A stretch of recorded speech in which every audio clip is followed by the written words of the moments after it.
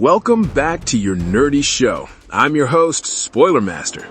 Alright, so Monarch Legacy of Monsters Season 2, Episode 6 takes a very different approach compared to the chaos of Episode 5. Last week was all about destruction, betrayal, and one of the most heartbreaking deaths in the series so far, with Hiroshi dying after Kokai went berserk.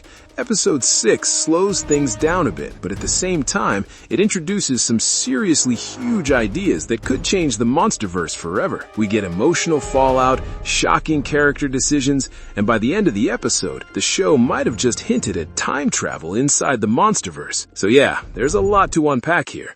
Swear you last saw Godzilla, but when? Lee leaves Monarch, then immediately comes back. The episode actually opens in 1958, taking us back to the early days of Monarch. Bill Randa and Keiko finally have their own office at Monarch HQ in Arlington, Virginia, and it feels like the beginning of something big for them. But that excitement quickly changes when Lee Shaw walks in and drops a bombshell. He tells them he's leaving the team. Now at first, Keiko assumes that Lee has been reassigned by his superiors, but Lee quickly clarifies that this was his own decision. And honestly, we all know the real reason. Lee and Keiko secretly slept together behind Bill's back, and even though Bill doesn't know the truth yet, the dynamic between the three of them has completely changed. Lee realizes that continuing to work together would only make things worse, so he decides to step away. Initially, Keiko tries to protest, but deep down she understands exactly why Lee is leaving.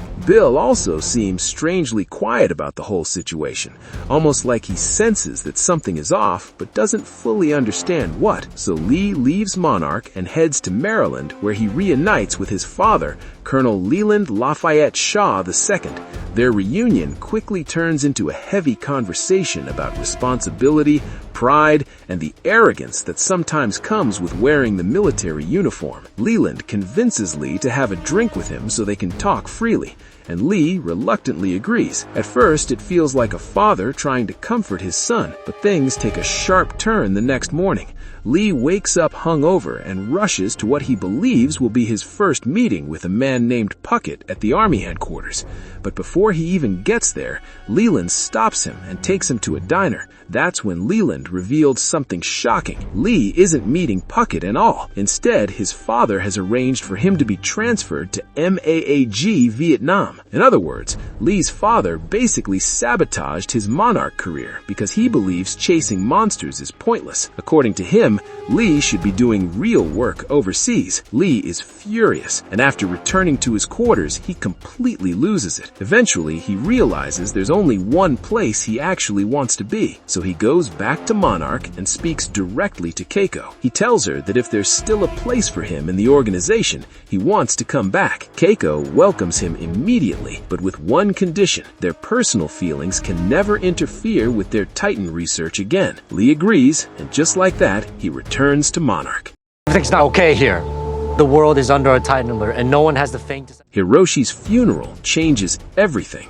Back in the present timeline, the story shifts to the aftermath of Hiroshi's death, and this is easily one of the most emotional parts of the episode. But before we get to the funeral, the show gives us a flashback from 2 weeks before the team opened the portal on Skull Island.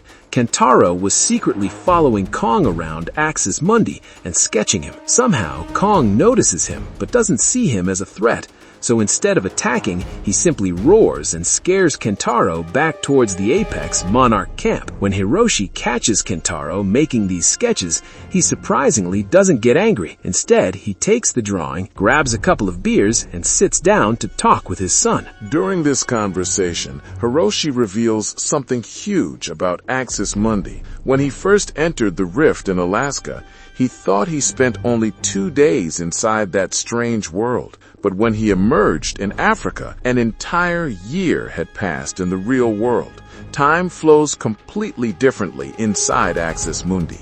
Kentaro asks why his father kept this information from him, and Hiroshi admits that he was afraid his children would follow him into danger if they knew the truth. Ironically, that's exactly what ended up happening. Then the episode cuts back to the present, where Hiroshi's funeral is taking place. The scene moves between several characters mourning his death, But the most heartbreaking moment is seeing Keiko cry over her son's grave. Because of everything that happened with time dilation, she was separated from Hiroshi for decades, only to finally reunite with him, and now she's burying him. Kentaro is overwhelmed with anger and grief. He blames Kate for Hiroshi's death because her connection with Kokai awakened the Titan earlier than expected. He's also terrified that Godzilla will appear soon to balance the scales, which usually means massive destruction. Kate tries to explain that her strange connection with the Titan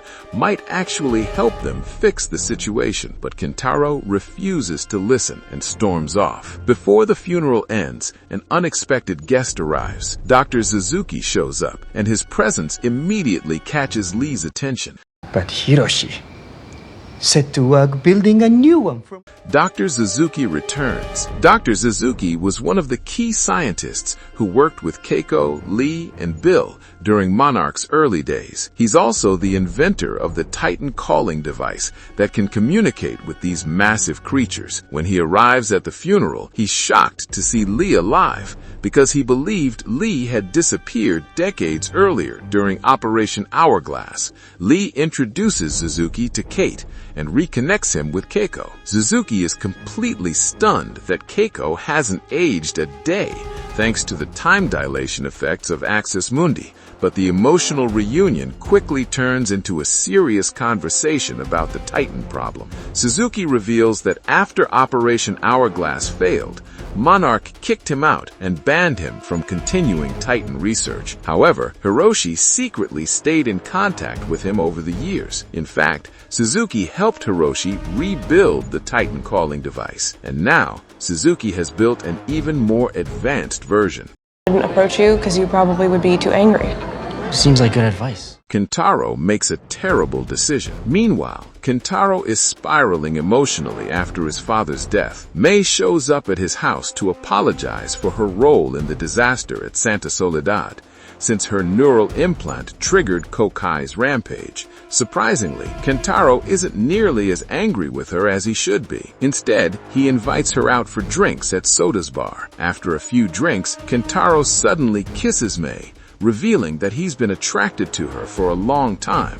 But the situation becomes incredibly awkward when Kentaro starts rambling about how Mei is actually attracted to Kate, and that's why she's never shown interest in him. Before Mei can even respond, Kentaro makes things worse by suggesting that since Kate probably won't pursue a relationship with her, she should just settle for him instead. It's an incredibly uncomfortable moment that shows just how lost Kentaro is emotionally right now. Mei realizes he's lashing out because he's grieving, so she decides to leave the bar instead of escalating the situation.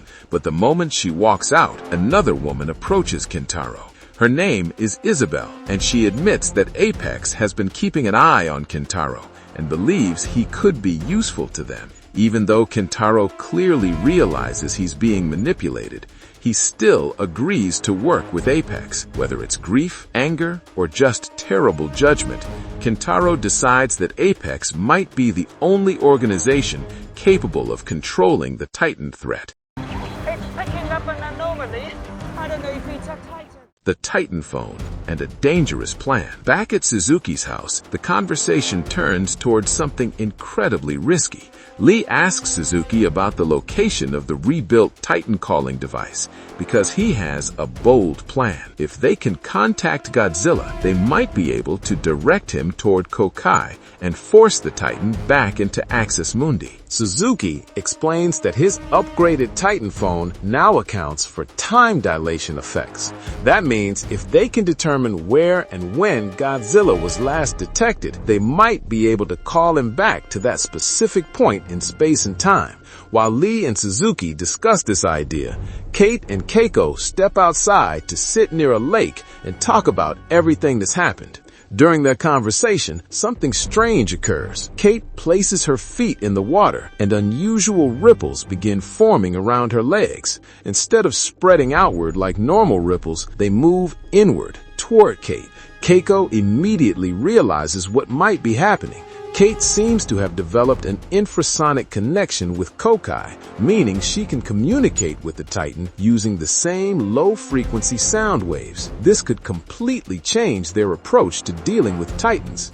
Kate eventually immerses herself in the lake while Keiko monitors the readings, and they discover something surprising. Kokai isn't attacking out of anger or aggression. The Titan is lost and unable to find its way back home. If Kate can strengthen this connection, she might be able to guide Kokai back where it belongs. The Rift Experiment and the Time Loop Mystery. Unfortunately, Lee and Suzuki are already moving forward with their own dangerous experiment. They travel to Mount Osor because that's where Lee originally emerged from a rift back in 1982.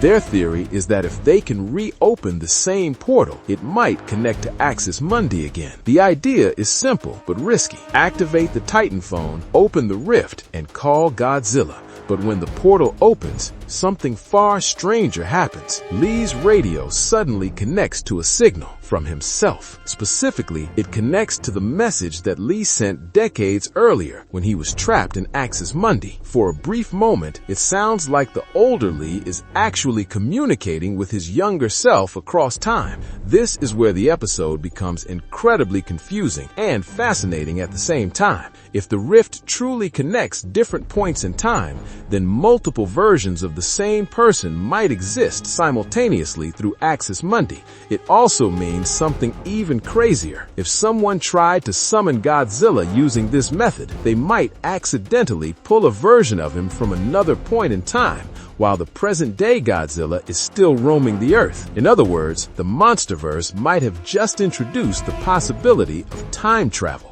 Of course, there's also a simpler explanation. Maybe Lee isn't actually talking to his past self and is simply hearing the old transmission echoing through the rift, but the timing of the responses makes it feel like a real conversation, which raises some very interesting possibilities. And that's where episode 6 ends, leaving us with a massive mystery about time loops, Axis Mundi, and whether the MonsterVerse is about to get a whole lot weirder. If this theory turns out to be true, then the implications are huge. Characters might be able to interact with past events, Titans could appear from different timelines, and the rules of the MonsterVerse could completely change. But for now, we'll have to wait and see where the story goes next. No, what the heck, I'll laugh anyway.